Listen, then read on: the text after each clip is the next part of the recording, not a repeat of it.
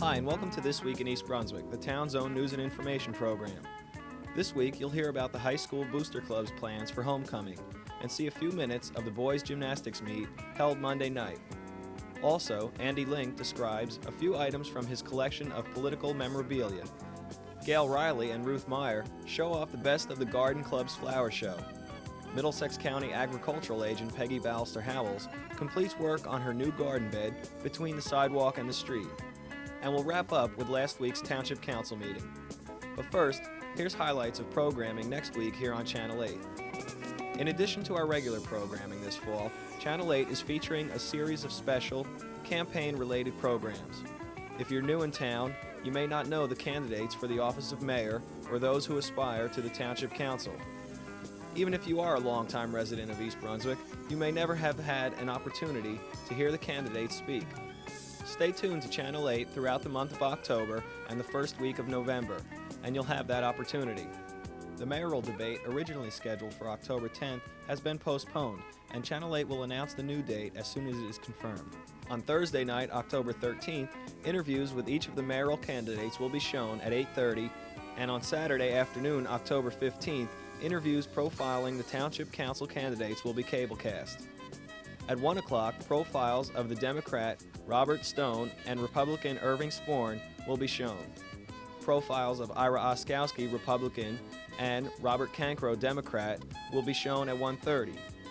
Check the Channel 8 guide for recast dates for the debate and profiles. Also next week, at 10 Monday morning, exercise with Lenore Kulik on Look Great, Feel Great. At 10:30, it's Stories from the Library. Tuesday evening at 7 o'clock, the City of Beverly Hills presents In Print, followed by a special sports talk presentation at 7:30. At 7:30 Wednesday evening, Dolly Vasta offers a critic's view of dance, with Valerie Sadal of the Star Ledger on For Art's Sake. At 8 p.m., The Arts focuses on East Brunswick's own Playhouse 22. At 7 and 8 Thursday night, we'll return with a new edition of This Week in East Brunswick. And at 7:30, Sandy Lamon interviews local authors Fran and Louis Sabin on EB People. And if you've missed anything, check the Channel 8 program guide for repeats of all of our shows. Hi, I'm Amy Fisher, and I'm the Information Officer for the school system. Today I'm at East Brunswick High School with Mr. Charles King, who's the principal, and Marcus Borden, who's the football coach. We're going to talk about homecoming. Charlie, what have you planned for homecoming this year? Well, first of all, homecoming is going to be Friday evening, October the 14th at 7:30. And we're going to play Piscataway this year. And this is a renewal of a rivalry that dates back almost 20 years or more. We haven't played Piscataway because they were in another league, and now they're in the GMC. So we're going to have our homecoming against the Piscataway Chiefs that evening. And you have lots of things planned for Yes, before that? we've had an election already for the homecoming king and queen, and the representatives from each of the classes. And the classes are planning special events for that weekend, as well as trying to get the various elements of the school together and that's the purpose of homecoming, obviously is to bring everybody back, not only the ones that graduated, but bring the present sophomores, juniors, and seniors together for a common purpose and a common goal. And of course that is to have a good time, but secondly, and Marcus may disagree with that, maybe primarily to win a football game. Well, maybe a little of both. A little of both, yes. And one of the ways you're trying to raise school spirit, I guess that's what it really is all about, homecoming as raising school spirit, is through the Booster Club. And I know one of your goals has been to make the Booster Club become more active again as it was in the past. So how have you gone about doing that? Well, first of all, as you indicate, we had a very active Booster Club, and for one reason or another it sort of faded, it didn't become popular, or it was not popular. And this year, trying to put all those pieces together and learn from what we had done in the past, we were able to, actually Mr. Zukas deserves a lot of the credit for this. I think he twisted Coach Borden's arm just a little bit, and he took over the Booster Club. And the interesting thing is they recently had a meeting, and I had an opportunity to stick my head in to see what was going on, and much to my surprise and pleasant surprise, they had over 50 students attend their first organizational meeting, kind of trying to get set up for homecoming and many other things that they'll be doing. So we're thrilled to have our football coach, and you don't necessarily associate football coaches with booster clubs, but he does a lot of other work around the school as well, and we're happy to have Coach Borden. And I think that's why we had 50 students, was because Marcus is going to take over that group. I think you're absolutely right. Marcus, how are you ever going to have time to be the booster club advisor and the football coach? Well, somehow I'm squeezing it in my schedule, and I think well, I was here last evening, which was Sunday, and I was putting some bulletin board materials together out by the attendance office.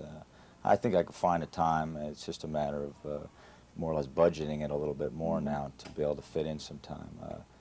I'm sure if anybody can do it, that you'll be able to. What are some of the things the booster club's going to be doing? Well, I think right now we've got a few things planned. We're having a homecoming T-shirt made. One of the football players designed a T-shirt. It's a very nice T-shirt. We're having a special by selling the T-shirt and if you buy ahead of time, you get a shaker, a green and white shaker, with your T-shirt. We're planning on selling those a pre-sale, and of course the week of homecoming we are going to sell them during the lunch periods, and during the football game we plan on selling the shakers.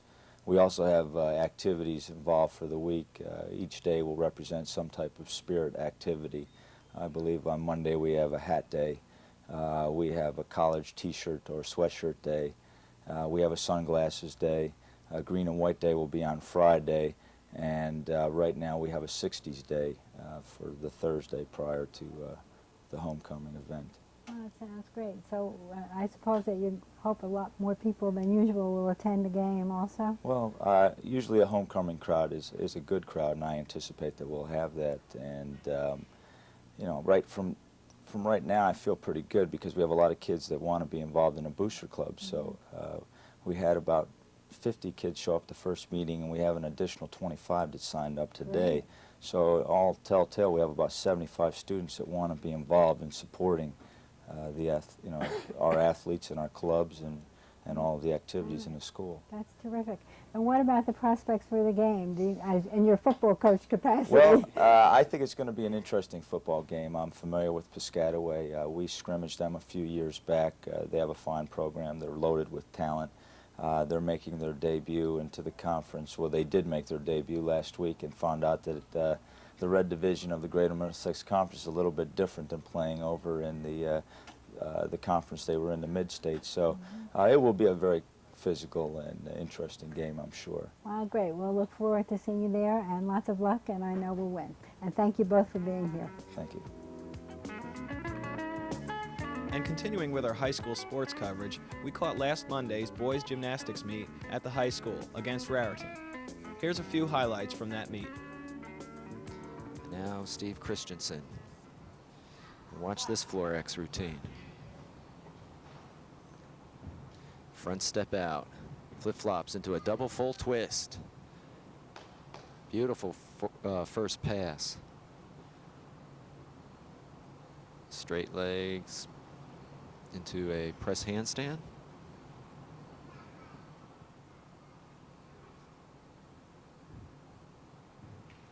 Front semi step out, front semi. Now watch this. The Thomas flare into a split. Very nice. Side semi with an Arabian.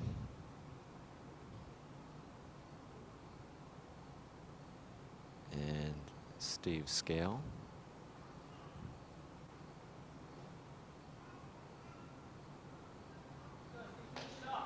And Steve's ready to finish it up here with his last pass. Flip-flops into another double twist. Steve Christensen for East Brunswick, senior captain. Junior Jason Cohen using the mat to assist him. High start. Yeager catches the bar. Beautiful move to start off. Into Giants. Look at that handwork on the bar, cross changes. Reverse Giants, or what they call L Giants. A little hop there. Looking now for his dismount. Double back layout. Jason Cohen for East Brunswick. Double fly away. East Brunswick went on and chalked up another win, beating Raritan 133.6 to 75.6. Hi, I'm John Meggiolaro of Sports Talk, reminding you that if you want to see the very best in East Brunswick High School football, soccer, wrestling, basketball, gymnastics, then Channel 8's the place to be. So tune in and join us. Hi, this is Peggy Ballister-Howells, your Middlesex County Agricultural Agent. And we're here in the garden and we're going to put some finishing touches on the bed we've been working on for the last few weeks. We're going to put in some chrysanthemums and some pansies. Right here is an established bed of chrysanthemums. These have been in for a number of years. You can see that they're covered with buds and are going to be blooming shortly, and they're quite large and very full, and certainly these are easy to grow. You just have to pinch them back every once in a while so that they branch, and they will come back year after year. Unfortunately, when you plant mums in the fall, though, you cannot expect them to survive the winter. The problem is that they don't have enough time for their roots to become established. These that you see here that are doing so well were planted in the spring. Now, even though they may not survive the winter if you plant them in the fall, it's still a lot of fun to put them in the ground because you get a big blast of color. Now, you can see at this bed here that we've been working on that I've already placed out the mums. Again, I prefer to use odd numbers. We have one large purple one that's a single planting that's dead center in the bed, and that one's larger with a larger flower, so we've chosen it to be in the middle to stand alone. That one can do very nicely standing alone. In front, closer to me, I have 3 small white button mums. These aren't clustered together, but there's still 3. In the far corner, we have a yellow spider mum that has longer petals on the flower, and again, they're clustered in the corner to fill in the space. Again, we're using 3.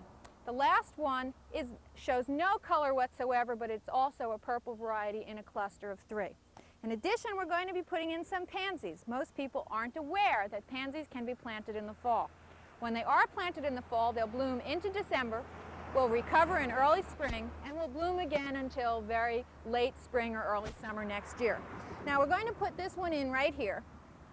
This bed has already been very well prepared. We've added a lot of organic matter and some fertilizer.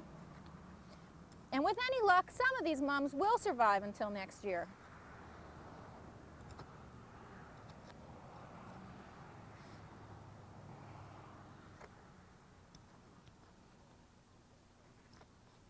Okay, we just want to pop this one out of the pot. Remember that after you plant anything, it's very important to water everything in thoroughly.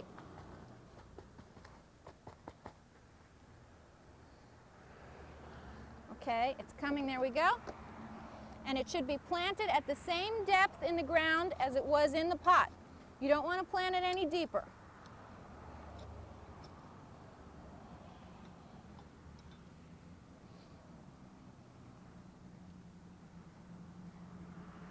There we go.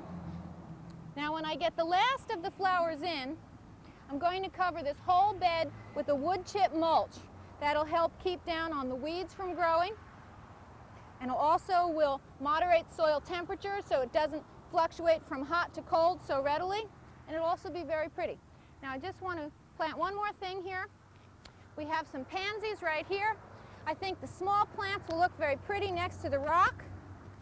These aren't showing color yet, but once they do start showing color, they will bloom well into December. We'll take all 6 out and place them first. With pansies, it's not so important to use an odd number because they get to be such a bushy cluster of plantings that you can't tell how many plants you started out with anyway.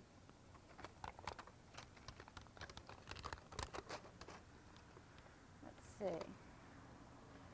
Put 4 on this side of the rock. Maybe we'll put two little ones down here on this side for a little balance. And this garden is going to be absolutely beautiful well into the fall and early winter, and it'll even be attractive with the evergreens and the rocks all through the winter and be beautiful again next spring.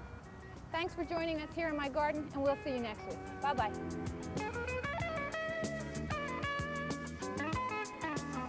Hello, my name is Andy Link. This month the library is having a display of my political Americana collection. Just about everything has been used to encourage support for political candidates. Included in the display are bandanas, canes, posters, plates, and of course, buttons. The earliest piece in this display is one of my favorites. It is the sheet music for the Millard Fillmore Quick Step, written in support of Millard Fillmore's 1856 campaign, He Lost. This cotton bandana is from Teddy Roosevelt's Progressive Party campaign of 1912. In that election, he lost to New Jersey's governor, Woodrow Wilson. I have two other bandanas. The first depicts Benjamin Harrison and his running mate Whitelaw Reid in their 1892 campaign. The other shows William McKinley and Garrett Hobart. The bandana was produced for the 1896 campaign. Although these campaigns were 4 years apart, the manufacturer simply substituted different portraits and slogans but kept the ornate border. The slogan used on a McKinley piece reads, "Protection, prosperity, and patriotism. Some things never change." I have a poster from 1920 showing a very sober-looking Warren G. Harding. He must have been what the voters were looking for he won. In the 1960 election, I have two posters showing Richard Nixon and his running mate Henry Cabot Lodge. They wanted the voters to know that experience counts. Nixon would get 8 more years of experience before he finally won. The popularity of the Kennedys inspired many novelty items, including these salt and pepper shakers and the game of the Kennedys. Of course, the display includes buttons. I have quite a few from the 1964 campaigns of Lyndon Johnson and Barry Goldwater. The 1972 campaigns of Richard Nixon and George McGovern. The 1976 campaigns of Jimmy Carter and Gerald Ford. And the 1984 campaigns of Walter Mondale and Ronald Reagan. The current election year is represented by buttons from some of the primary candidates, as well as the nominated candidates, George Bush and Michael Dukakis. We'd like to welcome you to our flower show presented by members of the East Brunswick Garden Club. I'm Ruth Meyer, the president of the East Brunswick Garden Club. I'd like to introduce you to Gail Riley. Gail has been the flower show chairman. She'll explain to you what a flower show is. Thank you, Ruth. I'd like to just mention that our flower show is presented by the club every few years. It is presented by our members, and it is a display of our artistic talents as well as our horticultural talents. We hope to share this information with the township and hopefully as many visitors as we can who will come to see our show. Our schedule is written by our club members and actually comes through the schedule chairman of the show. This is the guidelines of the show. Our rules are taken from the handbook, which is written by the National Council of Garden Clubs. This is the Bible of the show, and all the rules are in this schedule and must be followed explicitly. This design is the one that was chosen to be the best in show. It was designed by Regina Heldrick, one of our members who is also a judge. The Best in Show award is chosen from among the Blue Ribbon winners. All Blue Ribbon winners must have scored above 90 degrees, but to be considered for Best in Show, the first place winner must have been above 95 points. Excuse me. This was Regina's interpretation of the class Industrial Power, which was to be a salute to New Jersey's mills and factories, and using the slogan, "What Trenton makes, the world takes." It's an interpretive arrangement staged on a pedestal. This is Class 2, which is entitled Seaside Delight. This is a design expressing our coastal beauty. This is called an exhibition table. Each of these designs must also use a component of a place setting. The third class in the Artistic Design Division is entitled Rolling Hills. This was to be an arrangement saluting New Jersey's mountains and woodlands. The specifications are for an all-foliage arrangement with or without berries. So that means that no flowers could be used in this artistic design. The first prize winner is Marilyn Cooper for this design, showing pine, mountain laurel, and a pair of owls sleeping under the tree. To Class 4, which is called Farmer's Pride, which is a tribute to New Jersey's agricultural wealth. This was a creative design employing the use of fruits, vegetables, grains, and/or flowers. It was optional whether to use them or not. The first place winner to the left was done by Grace Auer, who is an East Brunswick native, and many people will know her. The fifth class in our flower show is entitled Urban Symphony. This was to be a creative design, possibly incorporating the use of sound, as in a vibratil. Now, a vibratil is an abstract design characterized by vibration and sound. Some component of the design should create motion and/or sound.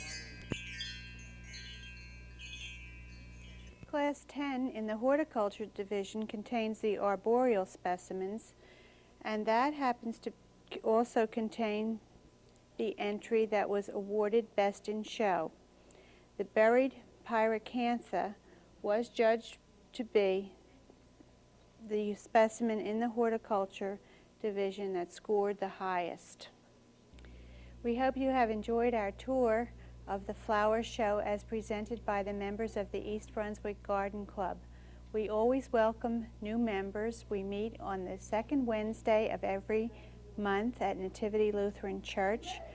Anyone is welcome to join us who has an interest in gardening or flower arranging. We are a club that is a learning club. All of our members have learned to do the arranging after they became members of our club. We study horticulture, we take trips, we do many interesting things. If you're interested in finding out more about membership, or if you're interested in joining us, please call me at 249-6184. I'll be happy to explain the requirements of the club to anyone who is interested.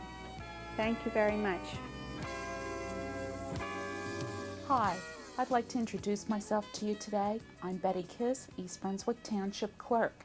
I'm here to speak to you about voter registration. As you know, voter registration drive will be ending on October 11th. Anyone who wishes to vote in the presidential and mayoral election this year will have to be registered by that time. I would like to let you know that the clerk's office is open Monday through Friday, 9 a.m. to 5 p.m. We are located in the Civic Center. Our phone number is 390-6850. Also, for your convenience, we will be open late for 3 evenings prior to the close of voter registration.